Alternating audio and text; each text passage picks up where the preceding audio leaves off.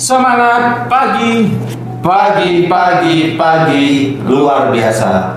Oke, berjumpa kembali dengan saya di mana di podcast Semanggi University.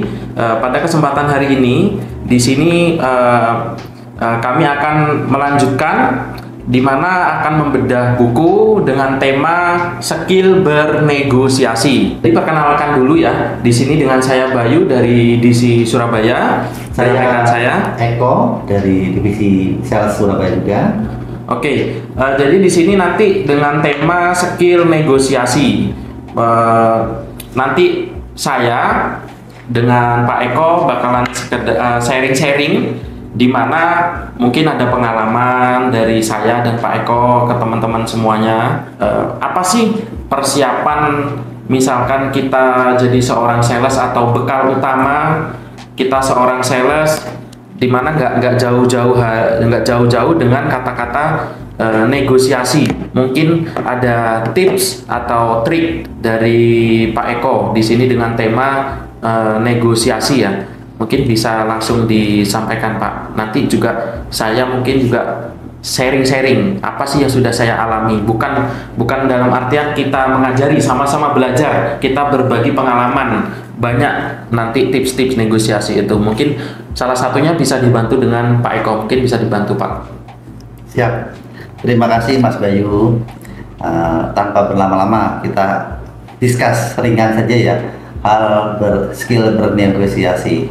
Sebelum saya mengarah ke hal negosiasi, di sini saya ingin reminder ulang bahwasanya role-nya seorang sales atau tujuan atau goal seorang sales itu apa.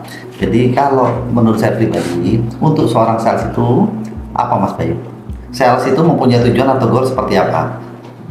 Jadi sales yang katakan produktif atau yang berhasil itu adalah sales yang bisa menciptakan goal settingnya, baik itu jangka pendeknya itu bulanan, triwulan, dan tahunan, yaitu omset. Oke. Itu tadi. Nah, hal menuju ke omset itu kan ada beberapa variabel, ada berapa toolnya atau ada berapa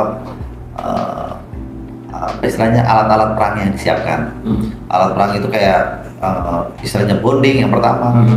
Terus persiapan, terus menguasai produk, dan salah satunya ya hal bernegosiasi.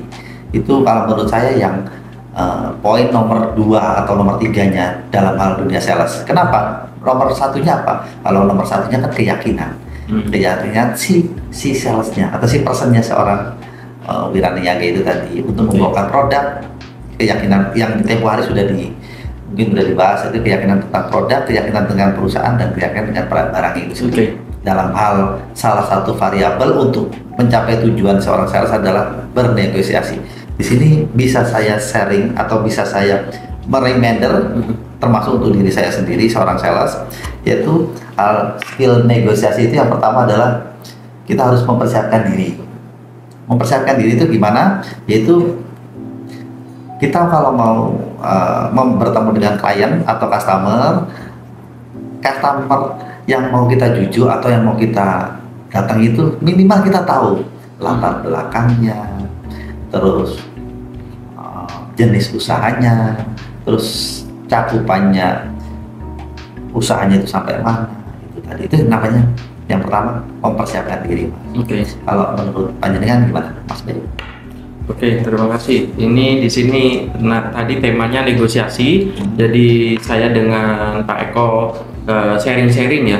Dimana kita di divisi sales itu dimanapun di suatu instansi atau suatu perusahaan atau di suatu tempat yang namanya kita divisi sales itu, orang pasti tidak jauh dengan namanya negosiasi. Karena apa?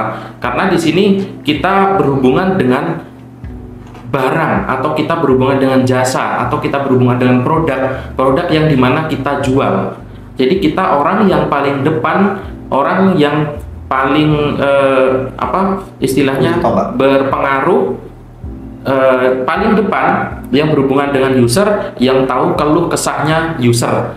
Dimana contohnya tadi Pak Eko untuk mempersiapkan diri di awal istilahnya tahu apa Latar belakang. kebutuhannya user, apa latar belakangnya. Dan dari saya, kalau yang saya alami tadi sharing-sharing ya, seorang sales dalam waktu bernegosiasi itu biasanya saya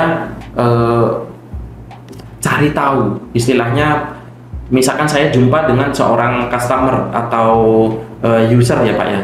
Jadi saya itu benar-benar yang pertama istilahnya kita bersikap santai, dalam artian memang menggali kebutuhannya dari seorang user, menggali dengan cara misalkan komunikasi juga kita harus benar-benar yang mudah dimengerti, yang mudah dipahami dengan user tersebut, terus juga menggunakan argumen atau bahasa yang logis, dan juga misalkan contoh juga etika, terutama mungkin ya tetap tenang dan sabar, karena selama proses negosiasi itu jangan membiarkan emosi kita itu terlalu mengambil alih atau dalam artian jadi dalam artian jangan terlalu memaksakan diri juga, karena kita nggak tahu, karena contoh di awal ya kita nggak tahu karakter orang tersebut seperti apa. Jadi menjaga situasi istilahnya begitu, biar suasana agak tetap tenang. Misalkan kita sekedar sharing-sharing untuk bahas produk apa yang kita bakal masukkan ke user tersebut, menawarkan, itu biasanya saya taruh di belakang. Yang pertama itu saya gali, saya ngobrol-ngobrol. Kalau misalkan suasana sudah mengalir, saya baru masuk apa yang kita bahas di produk. Nah, misalkan untuk negosiasi itu saya biasanya awalnya seperti itu. Jadi baru masuk ke produk, di situ ada penawaran, misalkan gitu, win-win gitu. Betul sekali itu. Kata poinnya atau kata kunci tadi, menang untuk win-win solution. Jadi hal tentang berargumen yang logis, jadi memberikan solutif ya, memberikan solusi jalan keluar dengan kebutuhannya, terus beretika yang dikatakan Mas Bayu tadi, itu betul sekali. Gini sih Pak, kayak seperti kita dapatkan dulu chemistry-nya ya, kita dapatkan dulu hatinya dulu. Terus kalau saya biasanya gini sih Pak, menampung dalam artian saya sebagai wadah, beliau user atau customer itu menyampaikan kebutuhannya, menyampaikan unek-uneknya. Begitu saya wadah, kita kan seorang pemberi, istilahnya memberi solusi ya, memberi produk, kita dikasih ke beliau, istilahnya kita tampung wadahnya, kita baru memberi, oh ini loh solusinya Pak, oh ini loh solusinya Bu, begitu. Dalam artian mendengarkan dengan baik apa yang disampaikan dengan pihak user, kebutuhannya seperti apa, kita memberi solusi dengan pelan-pelan di awal tadi Pak. Betul. Jadi di situ bakalan terjadi proses transaksi, di mana di situ juga bakalan terjadinya proses negosiasi di situ Pak. Gitu. Mungkin menambahkan sedikit aja, aku sependapat dengan Mas Bayu ya. Pendekatan itu tadi udah benar sekali. Cuman yang mungkin bisa digarisbawahi ditambah sedikit, yaitu tentang selain kemanfaatan itu tadi ya, benefit seorang klien kita atau customer kita itu rata-rata business owner yang mengedepankan namanya profit atau yang dikatakan cuan itu tadi.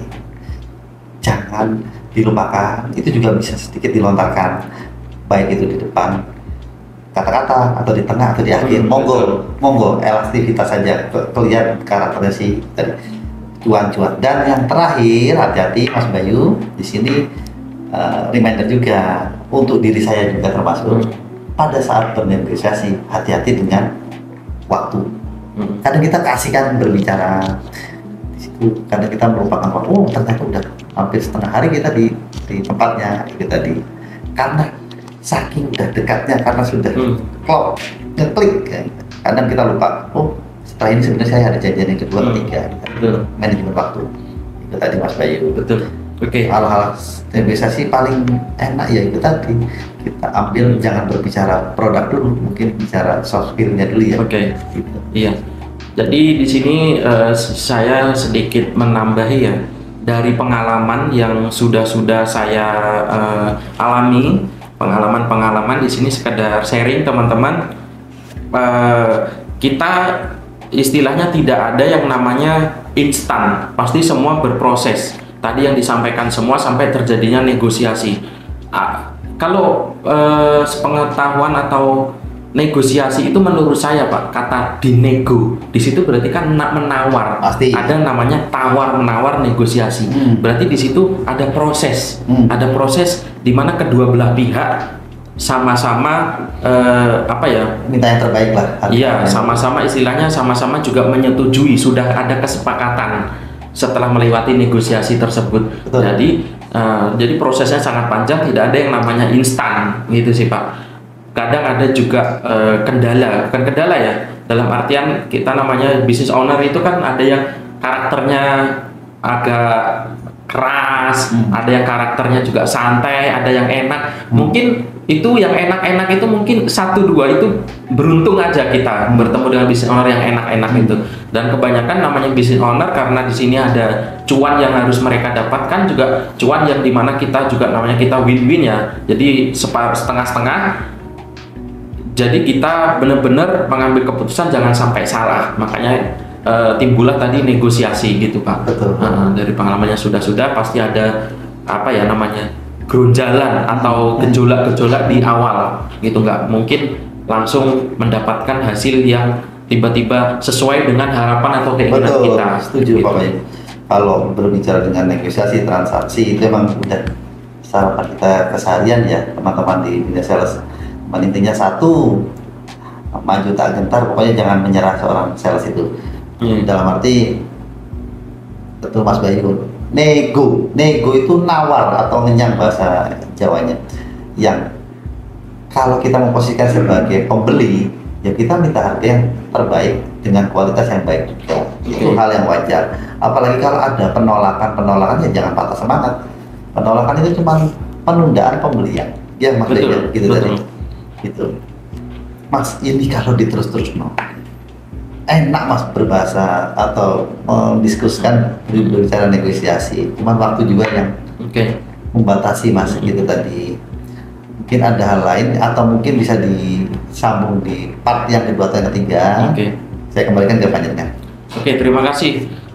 Mungkin cukup sekian video dari kami terkait dengan tema negosiasi. Mungkin dari teman-teman semua yang ada di rumah ada saran atau ada masukan terkait bab-bab yang bakalan kita bahas di dunia sales ya, bisa komen di channel ini di Semanggi University. Mungkin cukup sekian video dari kami. Jangan lupa di like, komen, dan subscribe di channel Semanggi University. Selamat berjumpa kembali. Terima kasih.